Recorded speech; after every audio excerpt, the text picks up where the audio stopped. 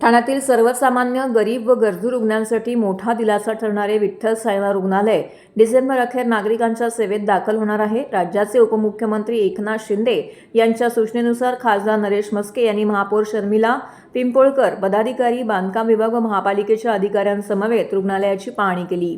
900 खाटांची क्षमता, एअर ॲम्ब्युलन्सची सुविधा, अत्याधुनिक वैद्यकीय उपकरणे आणि सर्व प्रकारच्या उपचार सुविधांनी सज्ज असलेले हे रुग्णालय ठाणेकरांसह संपूर्ण परिसरातील नागरिकांसाठी आरोग्य सेवेचे नवे केंद्र ठरणार असल्याची माहिती खासदार नरेश म्हस्के यांनी दिली आहे। यावेळी पाहणी करताना सभागृह नेते हनुमंत चत्ताळे, शिवसेना गटनेते स्थानिक नगरसेवक पवन कदम, सुधीर कोकाटे, माजी नगरसेविका पूजा वाघ, महापालिकेचे कार्यकारी अभियंता मोहन कलाल, ऋषिकेश जवळकर, आरोग्य विभागाच्या डॉक्टर योगिता धायगुडे, माता बालसंगोपन अधिकारी डॉक्टर वर्षा ससाणे, सार्वजनिक बांधकाम विभागाचे अधिकारी उपस्थित होते।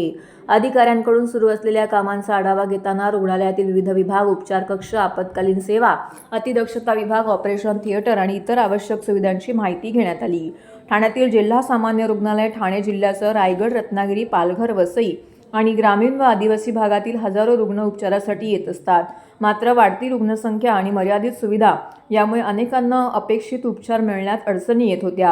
ही परिस्थिती लक्षात घेऊन उपमुख्यमंत्री एकनाथ शिंदे यांच्या पुढाकाराने आणि सातत्यपूर्ण पाठपुराव्यामुळे नव्या अत्याधुनिक रुग्णालयाची उभारणी करण्यात आली आहे। या रुग्णालयामध्ये 900 खाटांची सुविधा, एअर ॲम्ब्युलन्स, आधुनिक निदान यंत्रणा, अत्याधुनिक ऑपरेशन थिएटर, ICU, विविध सुपर स्पेशालिस्ट विभाग, कर्करोगावरती उपचार तसेच सर्व प्रकारच्या वैद्यकीय उपचारांची व्यवस्था करण्यात आली। त्यामुळे गंभीर रुग्णांवरती तातडीने उपचार करणे शक्य होणार असून नागरिकांना मुंबईकडे धाव घेण्याची गरजही मोठ्या प्रमाणामध्ये कमी होणार आहे। गरीब आणि गरजू रुग्णांना एकाच छताखाली दर्जेदार आरोग्य सेवा उपलब्ध करून देण्याचा या प्रकल्पाचा उद्देश असल्याचं म्हस्के यांनी स्पष्ट केलं आहे। माननीय उपमुख्यमंत्री एकनाथ शिंदे साहेब यांच्या नेतृत्वाखाली आपण म्हणतो ठाणं बदलतंय आणि त्याचं मूर्तिमंत उदाहरण म्हणजे हे ठाण्यातील सिव्हिल हॉस्पिटल।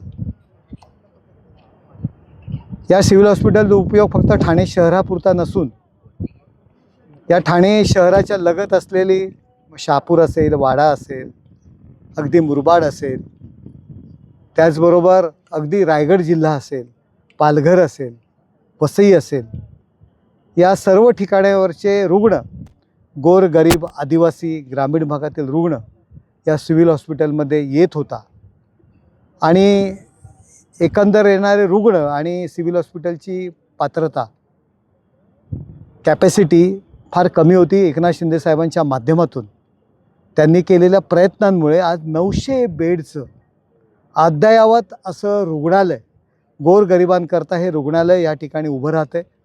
आपण पाहतोय बाजूला नर्सिंग कॉलेजचं काम सुरू आहे। या ठिकाणी जवळच असलेलं कळव्याचं जे मेडिकल हॉस्पिटल आहे, आज 200 सुपर स्पेशालिटी बेड या ठिकाणी आहेत।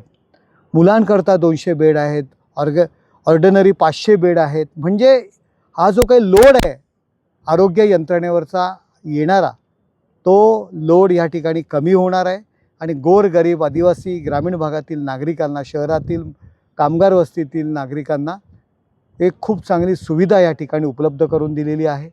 अद्ययावत मशिनरी, अद्ययावत मग कॅन्सर असेल, हार्ट्स असेल, किडनी असेल, हे सगळे उपचार या ठिकाणी होणार आहेत। आणि आपण पाहतो एअर ॲम्ब्युलन्स करता हेलिपॅडची सोयसुद्धा या ठिकाणी आपण केलेली आहे। आपण विदेशातील पद्धतीचं फक्त कौतुक करतो, आपण ती पद्धती अनुकरण करण्यासाठी या ठिकाणी प्रयत्न करतो आहे।